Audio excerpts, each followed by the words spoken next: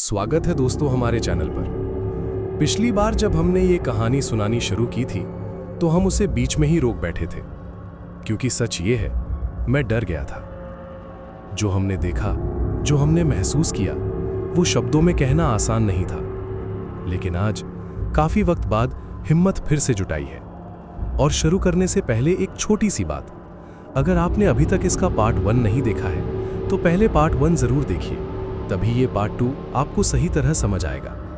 और आज मैं आपसे वो पूरी कहानी साझा करने जा रहा हूं जो भानगढ़ में हमारे साथ अधूरी रह गई थी। अगर आप तैयार हैं तो चलिए कहानी वहीं से शुरू करते हैं जहां डर ने हमें चुप करा दिया था। गिन रहा हो, एक, बाकी। आवाज नीचे से आई, अब साफ, अब भूखी ही। मैंने दीवार पकड़ी, उंगलियां खून से सनी हुई थी। मेरा नहीं, दीवार पर उभरे अक्षर कांप रहे थे, जैसे लिखने वाला भी डर रहा हो। तभी किसी ने मेरा नाम बहुत पास से लिया, इतना पास कि सांस की नमी कान में भर गई। मैं पलटा, कोई नहीं, पर मेरी परछाई देर से मुड़ी। आंगन की जमीन फटने लगी, दरारों से काले धागे निकले, लंबे सड़े हुए, और मेरे टखनों के चारों ओर लिपट गए। मैंने जोर लगाया, एक धागा टूटा, फिर दूसरा। दर्द ऐसा जैसे किसी ने त्वचा उधेड़ दी हो। मत लड़ो, आवाज आई, यादें भारी होती है। मेरे सामने वो खड़ी थी। इस बार मुस्कान नहीं, आंखों में थकान थी, सदियों की। उसके पीछे परछाइयां जमा थी। उनके चेहरों पर मेरे दोस्तों के टुकड़े थे। राहुल की भौएं, करण की आंखें, समीर का कांपता मुंह। तू क्यों? मैंने पूछा। क्यों हम? उसने जमीन की तरफ देखा। क्योंकि तुम सुनते नहीं, उसने कहा। और जो सुनते नहीं वो भरते हैं। कुएं से आवाज तेज हुई, पत्थर गिरा, नीचे से हाथ निकले। इस बार कम नहीं थे, दर्जनों, सैकड़ों, सब ऊपर की ओर। मैंने दौड़ लगाई। रास्ता अपने आप खुलता गया, या शायद मुझे घसीटा गया। गलियारा मुड़ता, सिकुड़ता, फिर फैलता। दीवारों पर दीपक जले, अपने आप, नीली लौ के साथ। वो सामने आई, पहली बार पीछे हटी।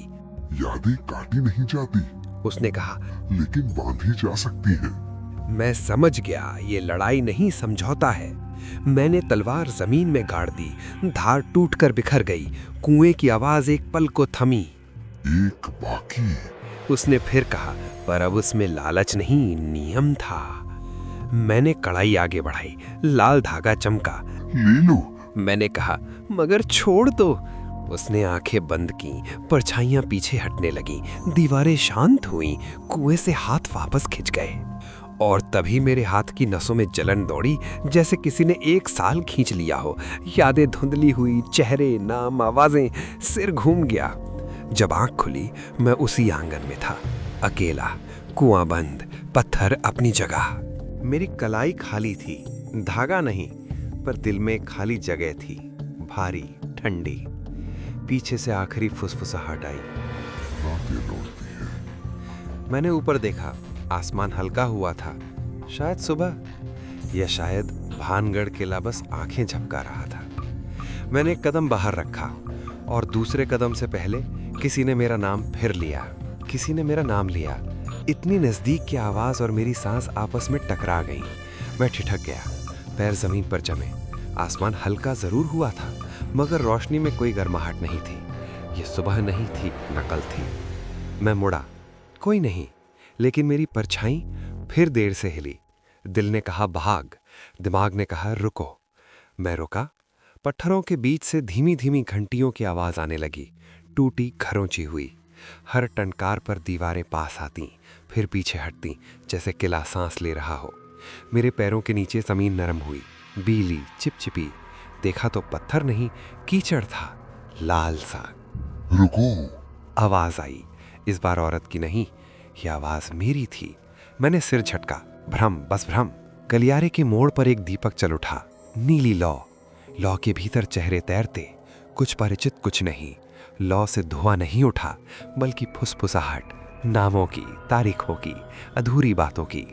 दीपक के नीचे जमीन पर एक धातु की थाली पड़ी थी। थाली में एक कंघी, टूटी चूड़ियां और मेरी घड़ी। घड़ी की सुइयां फिर अटकी थीं। 1:17 AM। मेरे कान के पास सांस आई। समझौता अदा था। उसने कहा। अब कीमत पूरी होगी। मैंने पीछे देखा, वो खड़ी थी, इस बार पास नहीं चारों तरफ, जैसे हर दीवार में उसका चेहरा उगाया हो। उसकी आंखों में अब भूख नहीं, न्याय था। एक और। उसने कहा।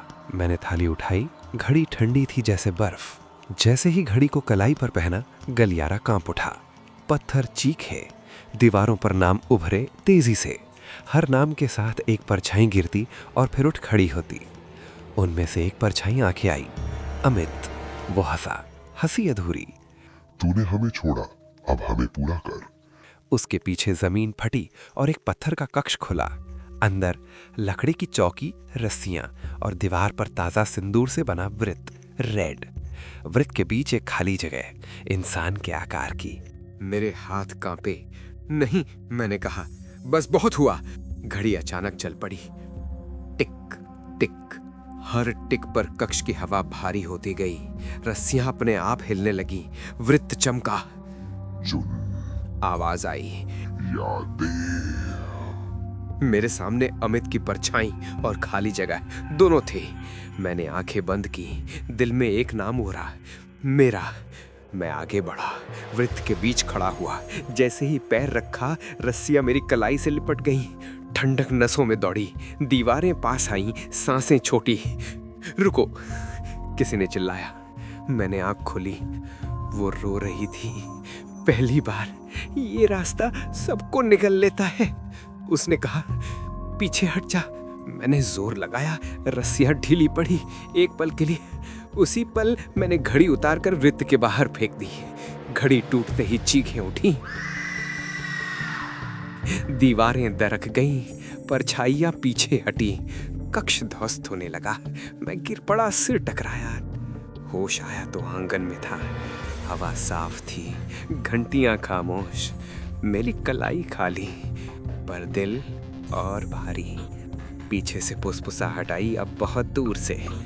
कभी कभी कीमत बच जाती है। मैंने ऊपर देखा, रोशनी थोड़ी गर्म थी, शायद सच की सुबह। मैंने पहला कदम बाहर रखा, दूसरा कदम, और तभी मेरी परछाई आगे चलने लगी। मेरी परछाई आगे चल रही थी।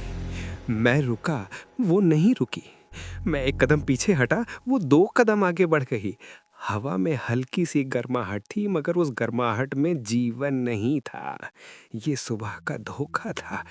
पत्थरों पर होश नहीं, पसीना था, जैसे किला डर रहा हो। मैंने जोर से सांस ली, छाती चली। बस एक छल है, मैंने खुद से कहा, पर आवाज मेरी नहीं लगी। मेरी परछाई मुड़ी, उसके चेहरे पर मेरी मुस्कान थी और आंखों में वो खालीपन जो मैंने पहले देखा था। तू बाहर जाना चाहता है और मैं अंदर रहना चाहता हूँ। मैंने आंखें बंद की, खोली तो रास्ता बदल चुका था। आंगन गायब, सामने लंबा गलियारा, दीवारें इतनी पास कि कंधे रगड़े। ऊपर से धुंध टपक रही थी, जैसे छत रो रही हो। हर कुछ कदम पर नीली लौ का दीपक जलता और बुझ जाता। दीवार पर उभरे अक्षर चलते थे, नाम नहीं, तारीखें, किसी जन्म की नहीं, किसी गुम होने की। मेरे कान में फुसफुसाहट आई। जो बचता है वही बदलता है। गलियारे के अंत में दरवाजा था, लकड़ी का। उस पर हाथ रखा तो लकड़ी गर्म थी, जैसे दिल धड़क रहा हो। मैंने धक्का दिया। अंदर एक कमरा, कमरा नहीं, अदालत। पत्थर की कुर्सियां, बीच में चौकोर फर्श जिस पर सिंदूर से रेखाएं बनी थीं, और दीवारों पर चेहरे, सैकड़ों, सब मुझे देख रहे थे। किसी ने कहा, आवाजें एक नहीं थी, बहुत थीं। मेरी परछाई मेरे सामने आ खड़ी हुई। तू गवाह है उसने कहा, और फैसला तू ही देगा। फर्श पर रोशनी उभरी, एक एक कर दृश्य चले। हमारी हंसी, हमारा मजाक, बोर्ड की चेतावनी, और फिर पहली चीख। मैंने मुंह फेर लिया। काफी है।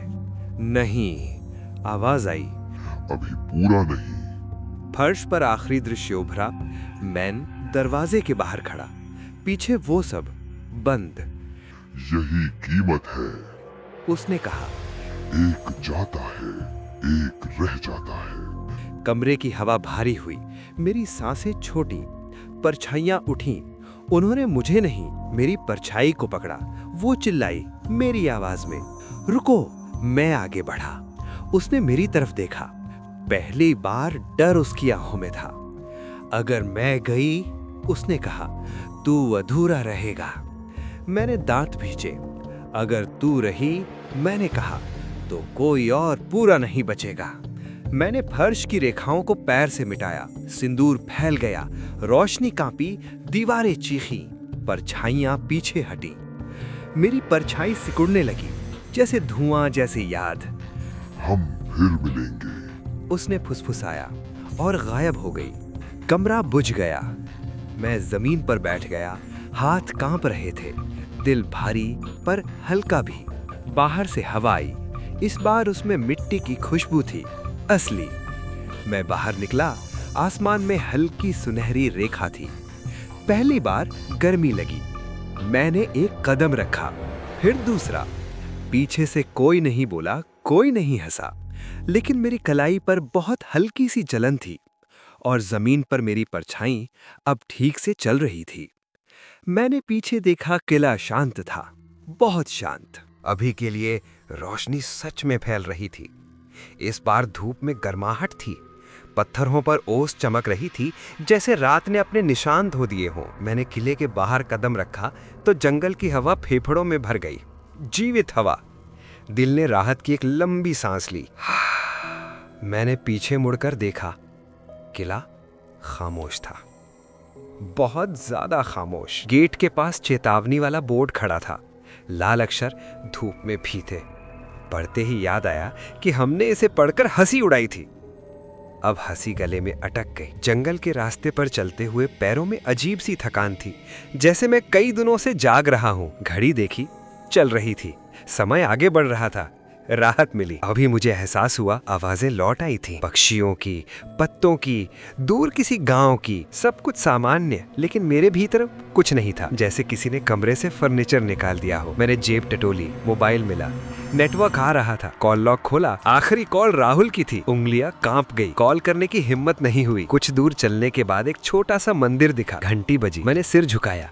शब्द नहीं निकले, बस आंखें बंद की। और तभी मेरे भीतर से किसी ने कहा, मत रुक। मैं चौंक कर सीधा हुआ। आवाज मेरी थी, पर नहीं भी। मंदिर की दीवार पर आईना सा चमकता पत्थर लगा था। उसमें खुद को देखा। चेहरा वही था, पर आंखों के नीचे गहरी परछाइयां थी। और एक पल के लिए, बस एक पल, आईने में मेरे पीछे कोई खड़ा था। मैं पलटा, कुछ नहीं। फिर आईने में देखा, अब भी कुछ नहीं। मैं हंसा, बेढंगा, घबराया हुआ। बस थकान है, मैंने खुद से कहा। जैसे जैसे रास्ता खोला, धूप तेज होती गई। गांव के घर दिखे, लोग, जीवन।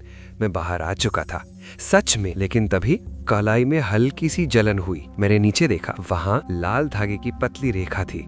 धागा नहीं, निशान, जैसे कभी बंधा था। मेरे कान में बहुत दूर से फुसफुसाहट आई, याद रख हिसाब। मैंने तेज कदम बढ़ाए। गांव में पहुंचा, चाय की दुकान, आवाजें, हंसी। मैंने कुर्सी खींची और बैठ गया। हाथ कांप रहे थे। चाय आई, भाप उठी, असल गर्म। पहला घूंट लिया, कुछ नहीं हुआ। दूसरा, फिर भी कुछ नहीं।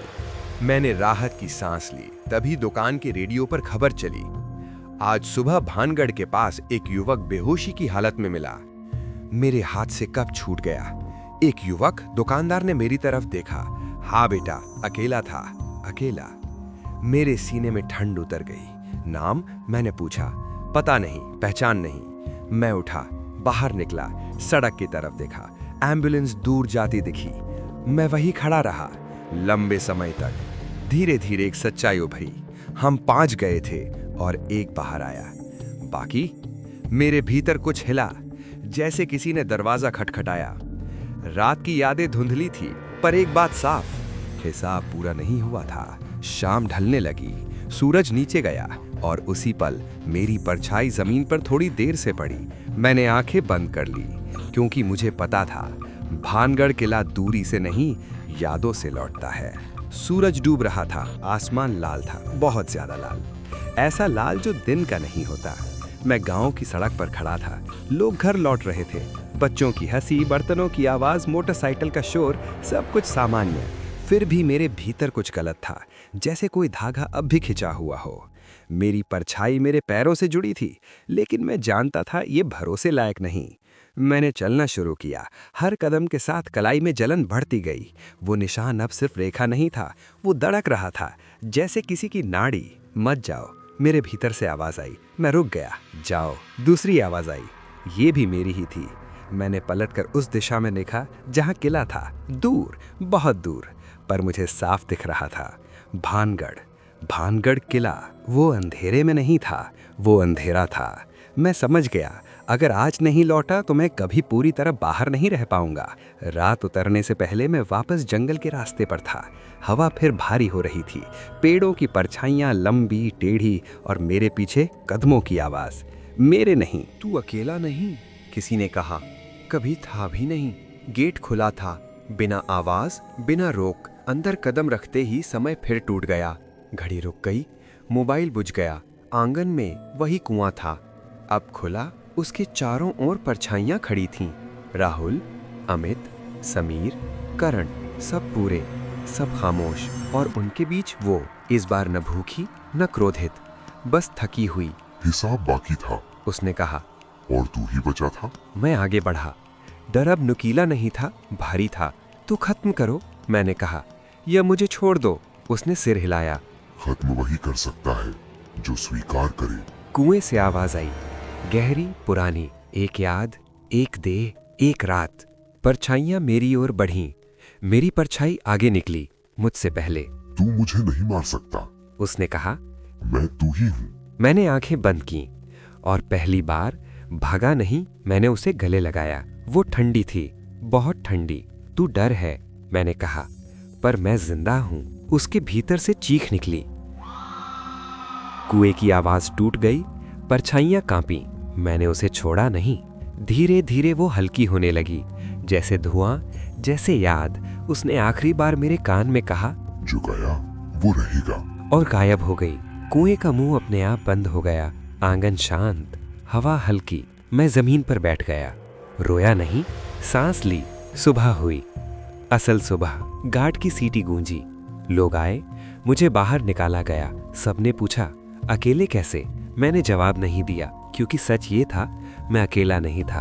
आज भी कभी कभी रात 1:17 पर मेरी परछाई एक पल देर से हिलती है, और दूर, बहुत दूर, कोई हंसता है, कहता है, हिसाब बंद है अभी के लिए। और मैं जानता हूँ, कुछ जगहें छोड़ी नहीं जाती, वो याद रखती हैं।